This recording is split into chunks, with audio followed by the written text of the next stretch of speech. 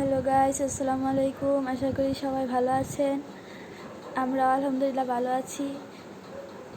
রাত প্রায় 11:30 বাজে। আমরা এখনও খাওয়া দাওয়া করি নাই। এখানে রুগীর অবস্থা মোটামুটি ভালো, মাথা ব্যথা আগের থেকে কমছে, এখন আলহামদুলিল্লাহ ভালো আছে। তো চলেন দেখি আজকে আমাদের রাতের খাবারে কি কি আছে। তো আমাদের আজকে রাতের খাবারে আছে চাপার ভর্তা, যেটা বাটনার মধ্যে বানানো হচ্ছে। তো আমরা দেখি আর কি কি রান্না করা হয়েছে। তো এটা দুপুরে কুমড়া দিয়ে ইলিশ মাছ দিয়ে রান্না করা হয়েছে। এদিকে পটল ভাজি আছে আর ভাত। তো আমরা খাওয়ার সময় আবার ফিরে আসছি।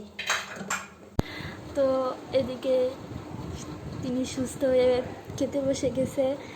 বাটনার মধ্যে ভর্তা যেটার মধ্যে বানানো হয়েছে ওইটার মধ্যে ভাত নিচে খাওয়ার জন্য। তো দেখি খেয়ে তিনি কি বলে।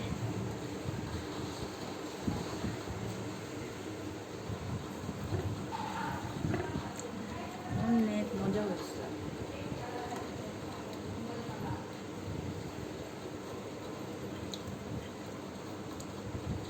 আপনারা